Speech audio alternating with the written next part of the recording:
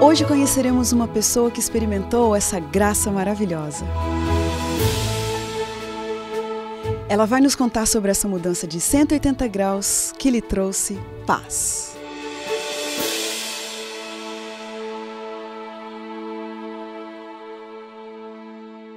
Marcelo Santana conhece de perto o mundo do homossexualismo, sabe o que é ser destaque em carros alegóricos de várias escolas de samba, também sabe o que é sofrer graves acidentes, frequentar o candomblé por 20 anos, tentar suicídio, ser assessor de Miss na versão mulher e Miss Brasil gay, sabe o que é ser estilista e vestir as mulheres mais ricas deste país, sabe também o que é ter câncer, estar à beira da morte, mas acima de tudo, sabe o que é ter uma vida renovada em Cristo Jesus.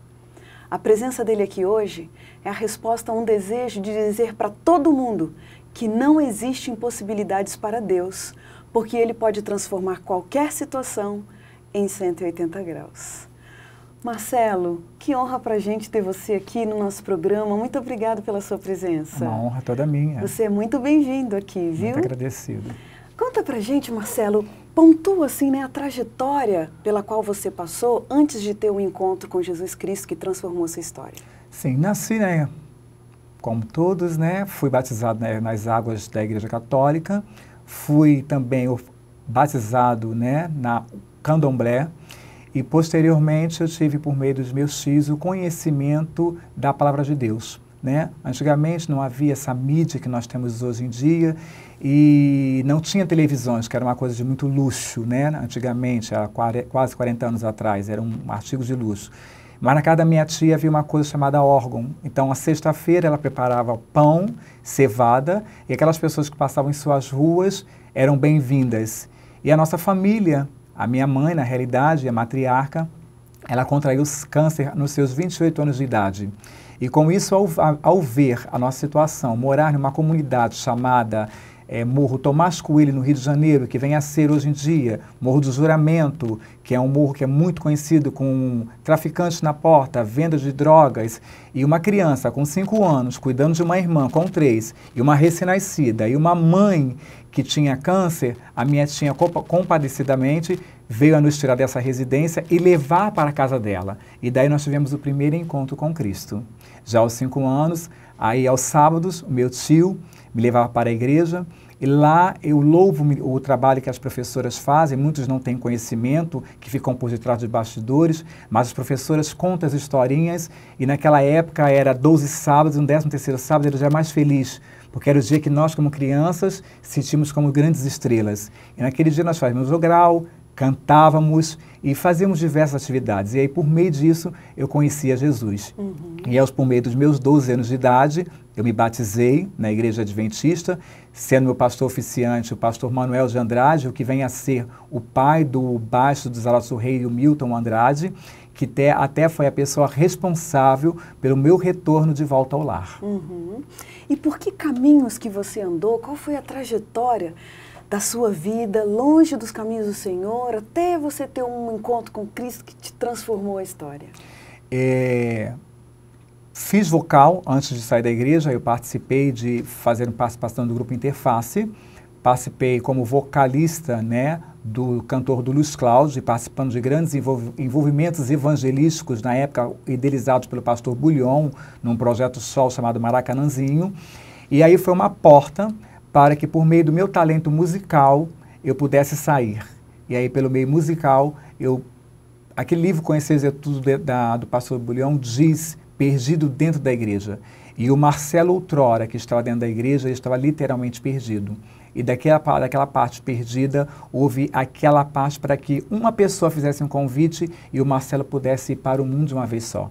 E aí o Marcelo deu o seu talento, que era de Deus, que era de louvar, para poder estar cantando para grandes celebridades da música popular na década de 90. Quando você diz o Marcelo, você? Marcelo, a pessoa do Marcelo. Já o Marcelo, nesse período, foi destaque de escola de samba, e aí nasceu o personagem Amanda Hill, que vem a ser o personagem da Miss Gay naquele período. Quer dizer, você assumiu esse papel, esse personagem, né? Escuta, Marcelo, passando por todos esses caminhos aí, que momentos que você destacaria assim como tendo sido os momentos de glória para você? No mundo, como hoje eu posso dizer, é uma cortina, né? Grandes shows, grandes espetáculos, fazendo grandes produções para diversas mulheres, conforme você assim citou no início da entrevista. Você tem muita notoriedade. Você notoriedade em todas as revistas, em todos os segmentos. Você tem uma vida típica 7 dias na semana, todo dia você tem evento, então você nunca para. É uma vida de muito glamour e muito luxo. Essa era a sua vida? Era a minha vida. Muito glamour, dinheiro entrava com muita facilidade. No lugar de eu entrar para a bebida, para o lado da cocaína, eu entrei para o alcoolismo. Então, já tive diversos acidentes automobilísticos, até mesmo algum deles graves, que quase eu vim praticamente, foi até na época notícia na televisão, que o meu carro virou uma lata de sardinha e eu saí ileso sem ter nenhuma mácula. E no lugar de eu ir agradecer a Deus, eu ia para o centro de Macumba para poder agradecer a minhas entidades que outrora me guardavam, que eu achava que me guardava na realidade. Uhum. Que profissões que você desenvolveu nesse ramo? Nesse ramo eu fui assessor de Miss, tanto na versão mulher como na versão masculina, que acontecia, que já não existe mais esse concurso, que acontecia na cidade mineira de Juiz de Fora, e na versão feminina, e fui estilista de carnaval, trabalhando para um grande conceituado estilista chamado Carlis Barzilai, e daí eu tive a notoriedade de trabalhar fazendo também na mídia, por detrás das câmeras, como camareiro, trabalhando e vestindo as celebridades para grandes produções de filmes nacionais. Quando você tinha aqueles momentos assim de reflexão, de pensar na sua vida, você estava plenamente realizado, se sentia bem, satisfeito? É tudo momento, né? A gente está ali, a gente não está medindo consequências. A gente está vivendo momentos de glamour, momentos de luxo, momentos de glória. Então você, digamos, é como se você estivesse numa Marquês de Sapucaí, 140 mil pessoas te aplaudindo e o mundo todo te vendo. E ao final, vários repórteres e várias pessoas te vendo ao mesmo tempo. Então, é uma vaidade que nós temos. Mas depois, ao passar daquela vaidade, ficava o vazio. A qual o vazio veio se acometer juntamente dela, se desencadeando uma grande depressão em minha vida. Olha, o homossexualismo entrou na sua história em que momento? O homossexualismo, ele entrou na minha vida no meio quando eu comecei a fazer participações de back vocal. Porque entre nós, na época, entre nós como cantores, que hoje já é mais uma coisa mais regulamentada, mas naquela época não tinha essa função back vocal, então ele selecionava algumas pessoas, e houve um grande empresário que teve uma visão de montar uma equipe, e aí selecionou. Então, sempre que acabava algumas gravações, e dessas gravações surgia convite por parte desses cantores para poder fazer as apresentações ao vivo em casas de espetáculos como Metropolitan, Canecão, Vivo Rio, Boiadeiros, para públicos muito variados e grandes, ao final sempre terminava com muita bebedeira. E ao final da bebedeira, naquele nosso ambiente, acabava-se que não havia o gênero. Relacionamento tanto homossexual como heterossexual, como as pessoas se entrelaçavam entre si. E no final virava-se tudo. E aí aquilo que estava em oculto dentro do Marcelo acabou sendo aflorado, que foi sua homossexualidade. Foi justamente nesse período. Por que você acha que o resultado dessa fase da sua vida, obviamente de outros contextos, né, resultou numa depressão profunda, como você estava dizendo? A depressão profunda é porque o mundo te dá muito, muito. E você é ladeado de muitas pessoas, mas quando você coloca a sua cabeça no seu travesseiro, aí você vem o seu completo vazio. Depois que passa o efeito da bebida, você vem o seu completo vazio. Aquilo que tanto você almejava e tanto que você procurava, aquilo deixou de existir para você. E aí veio-se a depressão. Essa depressão para você desculpa, eu vou refazer essa pergunta. Sim.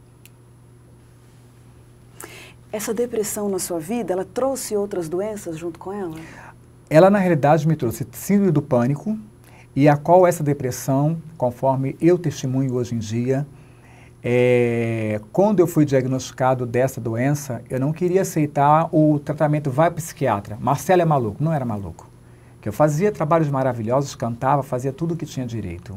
Então não queria aceitar. E um pastor chamado Edson Henrique, por meio da minha mãe, me convidou para ir na minha casa para poder me explicar a ciência da psiquiatria. E até então era algo que até mesmo dentro da nossa igreja, né, e até mesmo por diversas outras áreas, as pessoas não tinham conhecimento do que é a psiquiatria. A psiquiatria não trata apenas da loucura, ela trata de um distúrbio. No meu caso, o meu lítio que é muito baixo. Então tem que tomar uma dosagem de lítio e tem que ter um acompanhamento pelo resto da minha vida. Até o momento que Deus falar assim, chega. Porque por enquanto ainda eu convivo com ela. É uma luta diária que eu vivo. Mas Deus, graças a Deus, tem me dado suporte para poder saber enfrentá-la. A cada dia é um novo amanhecer na minha vida.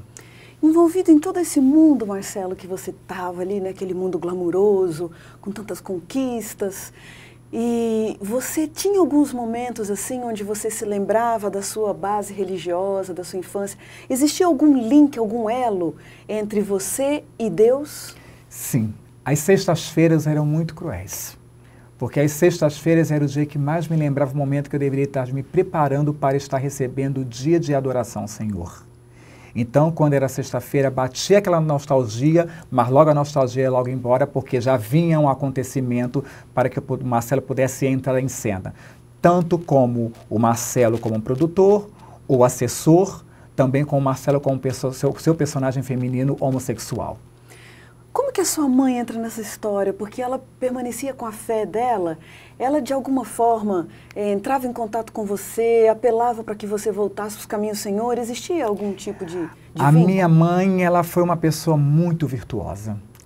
A minha mãe mesmo, ela lutou com o seu câncer durante 32 anos. O que você está vendo aqui nesse momento, e o que os telespectadores também estão vendo, vão estar ouvindo, minha mãe não sabe que o filho dela retornou de volta ao lar.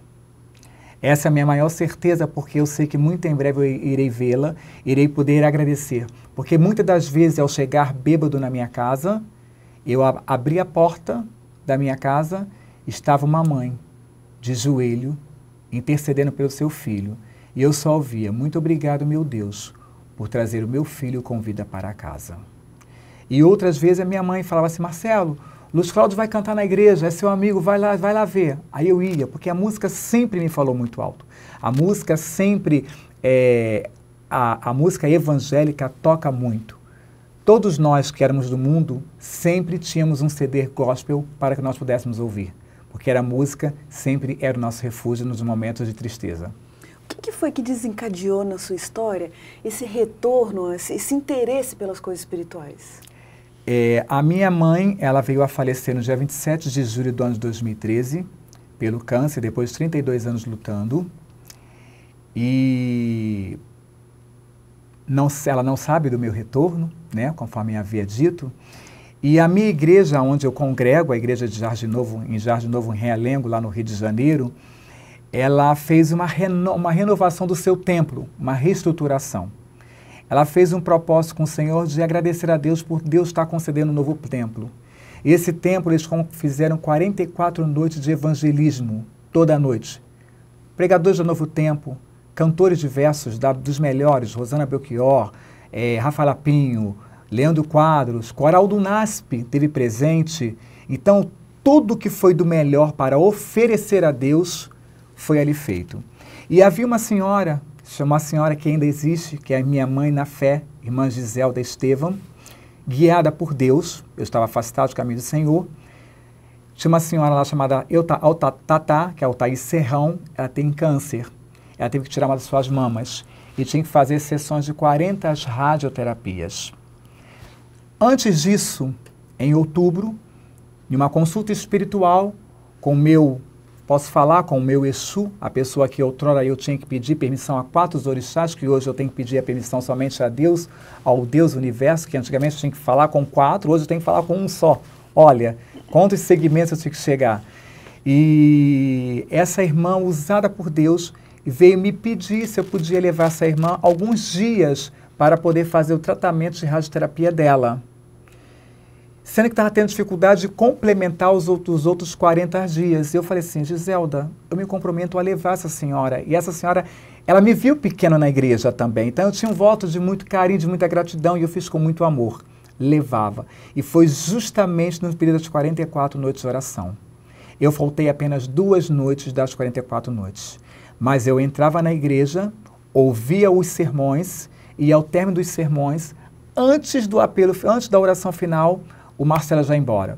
O Marcelo com uma touca ninja, bem barbudo, uma pessoa completamente magra, quase 40 quilos, bem magro, porque a depressão já naquela época estava bem agressiva. Eu tinha perdido a minha mãe recentemente, há menos de 1 ano.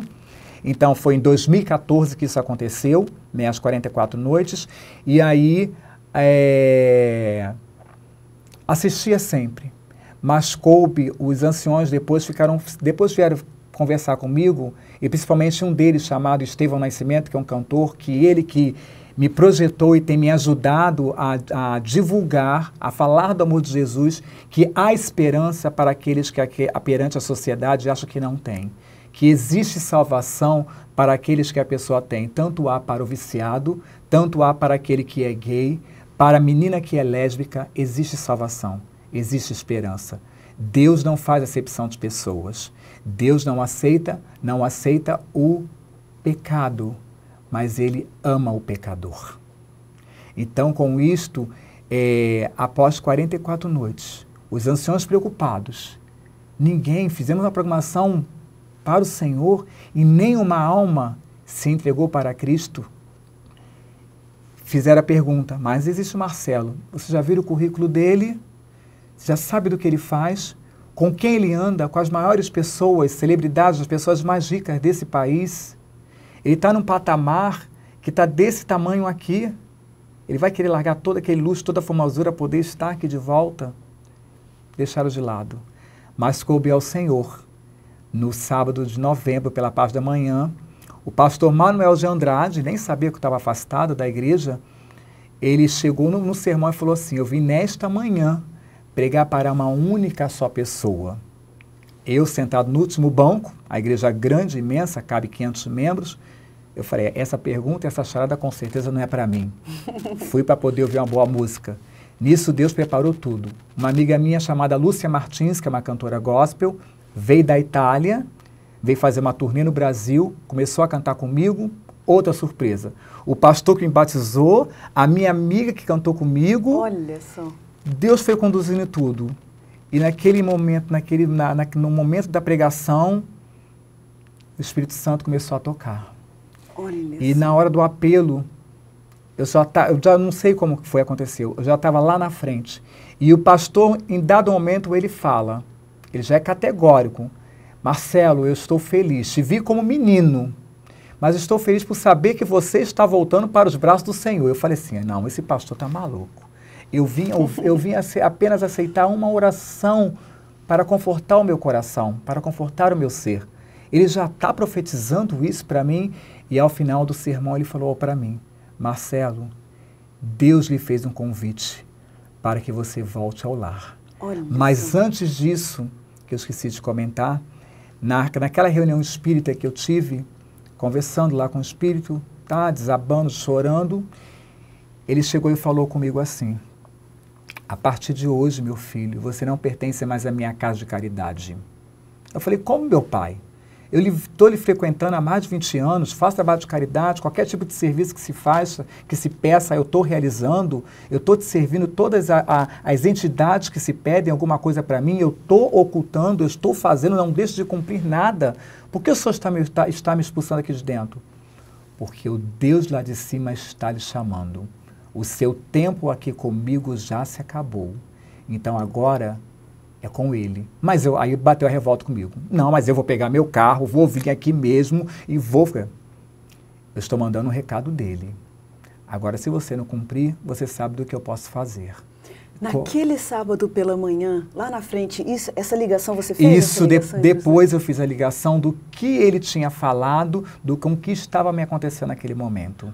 Quer dizer, o próprio diabo teme e obedece ao Senhor. Ele recebeu o recado de Cristo e de Deus, e por meio dele, do próprio diabo, eu fui expulso e o pastor veio com a incumbência de simplesmente resgatar a ovelha perdida, o filho pródigo. Marcelo, a gente vê através dessa sua história que Deus foi cuidadoso, vários pontos foram sendo ligados e esse programa existe justamente para essa pergunta. Conta pra gente qual foi o ponto da virada que selou o seu encontro com Jesus Cristo. Foi a partir desse momento que o pastor fez o apelo, já no domingo foi o fechamento e naquele momento eu pedi ao Edmar Dornelas, que foi o meu líder de desbravadores, que vem a ser, para quem muitos não conhecem, vem a ser escoteiros. Pedi a ele que já começasse a me dar lições da Bíblia para poder começar a estudar. Aí ele já me deu o livro, comecei a estudar. E com isto, o que eu fiz? Comecei em uma semana, preenchi e já entreguei. Falei, cadê? Eu quero o próximo. Eu já estava sedento para poder voltar de volta ao lar. E com isto eu tomei uma decisão de realmente descer as águas do batismo. E foi feita uma festa. Eu tomei a decisão em 2014, já praticamente em dezembro. E como eu preparei diversas festas, na Bíblia fala que não existe júbilo no céu quando há casamento. Não há júbilo no céu quando há 15 anos, mas há júbilo no céu quando um pecador se redime, quando um pecador desce as águas do batismo. Então eu fiquei imaginando como deve ser uma festa no céu. Então eu vou tentar fazer uma festa para o Senhor digno, porque Ele me resgatou da escuridão. Conforme diz uma música da Sandra Samadella, eu sou Jesus, o teu libertador, posso lhe ajudar, a escuridão vencer, teu amparo eu sou, e abrigo e protetor, jamais lhe deixarei, pois sou o teu Senhor.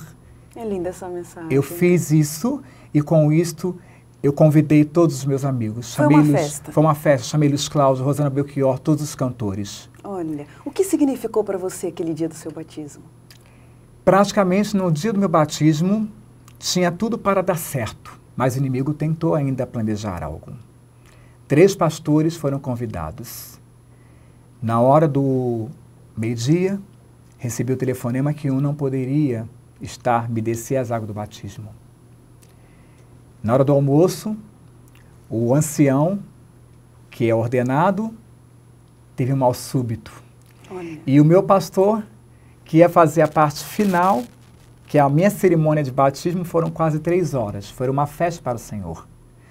Só na igreja, aproximadamente, tinham 40 homossexuais presentes. As pessoas amigas minhas, celebridades e artistas, em respeito, assistiram tudo pela mídia da televisão, porque nós fazemos transmissões dos nossos cultos. Então, eles acompanhavam e só faziam selfie e mandavam, depois que eu vi pelo tal do Instagram. E eles ficaram acompanhando. Foram 3 horas. Olha, uma festa. Uma festa. Mas até então, a festa não estava concluída. Eu falei, o senhor não pode tinha que continuar, porque às 17 horas o culto tinha que começar. E às 16 horas a igreja já estava lotada. Não tinha onde mais ter ninguém. 70% eram membros não adventistas. Olha. Preparei kits com livros, com DVD do Bulhão, Viva Esperança. Um evento de evangelismo. De evangelismo. Porque eu já tinha a minha certeza. Eu já tinha a certeza. Porém, eu queria o quê? Alcançar as outras pessoas. Porque o mesmo Jesus que me alcançou, eu queria que esse Jesus alcançasse as pessoas. Só ali tinham 40 homossexuais, entre lésbicas e gays. E alguns deles estão tendo o privilégio de estar conhecendo a Jesus. E no dia 15 de agosto de 2015, eu pude renascer para estar ao lado de Jesus. E desde então eu tenho falado desse Jesus, eu tenho cantado de Jesus e já tem frutos. Dando testemunho, ao término de um testemunho, um barulho final da igreja, entra uma irmã chamada Eliane, lá de Rio da Prata. Houve salvação hoje. Um rapaz jovem chamado Micael estava estudando. Resolveu se batizar naquele momento após ouvir o testemunho. Olha. E também em Santa Cruz da Serra, com o pastor Domingos, um pastor que é departamental do Sul, estava tendo uma semana. Ele fez a história do filho pródigo com a dracma perdida e contando a minha história. Mas seu personagem principal estava escondido. E o ginásio não sabia quem eu era. E no final ele não aguentou e me chamou para poder apresentar às pessoas quem era a pessoa, o poder do milagre que outrora estava acontecendo. E naquele momento, um rapaz chamado Paulo Jeft aceitou a Jesus, um menino de 21 anos, estava afastado, no meio das drogas, aceitou a Jesus, não só ele chegou tão maravilhado que ele chegou em casa contando o que Deus tinha feito na minha vida, que ele tomou a decisão de estar ao lado de Jesus. Ele batizou-se a mãe dele e a irmã dele que outrora estava afastada. Quer dizer, Deus te resgata, Deus te restaura e através do seu testemunho já pode se ver frutos de restauração também, de redenção na vida de outras pessoas. Graças a Deus. A gente tem só que louvar o nome de Deus por tudo que Ele fez na sua vida e com certeza também vai continuar usando a sua história, que a sua vida, que a sua luz continue sendo uma bênção para outras pessoas. Porque, na realidade, o trabalho que eu tenho feito é para poder resgatar meninos e meninas. Porque nós temos hoje em dia, a sociedade, a televisão e a mídia está massacrando muito. Hoje, cota de homossexual é muito grande. Não há uma novela, não há nada que não venha a ter. Desenhos com temática, com conteúdo. Então, eu não sou um ponto de referência, mas eu sou apenas o que eu posso dizer. Há esperança. Isso basta mesmo. você querer. Isso. Basta você aceitar e dar o primeiro passo.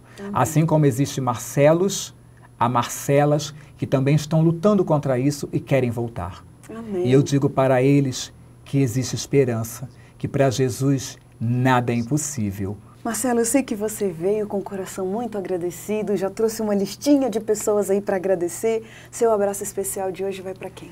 Vou pegar aqui rapidinho a colinha. Pois bem, são pessoas que eu não posso deixar, é a Giselde Estevão, Tassiane, cantores Rose Alves, Rosana Belchior, Gisele Ferreira, Flavinha, Estevão Nascimento, as minhas irmãs, Bárbara e Sheila, que eu espero elas retornarem para os braços de Jesus, meus sobrinhos Rafael e Fabrício, Paula Chacon. Essa é uma pessoa que eu tenho que muito agradecer. E o tesoureiro da Associação Rio Sul, Rio de Janeiro, o pastor Alexandre Lopes, que por meio deles eu pude ficar internado durante um período, porque o mundo deixa muitas sequelas na nossa vida. E durante 20 dias eu pude ficar na Clínica de Vida Saudável em Nova Friburgo, sob a orientação de Neili, que eu pudesse novamente ter uma reestruturação, tanto física, mental e espiritual. E o seu versículo especial, qual é? Está em Lucas 18, 27, que vem estar na parábola de Jesus, que é a história do jovem rico, mas que tem um verso aqui muito especial, a qual diz: e ele respondeu, os impossíveis dos homens são possíveis para Deus. Então, para Deus não existe impossibilidades. Então, para você jovem, para você esposa, para você esposo, não importa o quanto tempo a pessoa possa estar afastada dos caminhos do Senhor, persevere, porque no tempo certo o Senhor há de trazer de volta. E aquilo que é impossível ao nosso olhar é possível para Deus. Amém. Marcelo, muito obrigado. A gente se sente abençoado com essa sua história, que realmente a sua caminhada com Deus, ela se fortaleça cada vez mais, que a sua fé aumente a cada dia. Muito obrigada.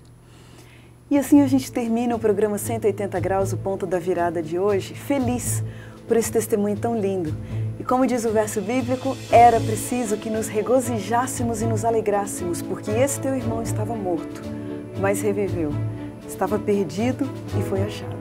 Obrigado pela sua companhia e até o próximo programa.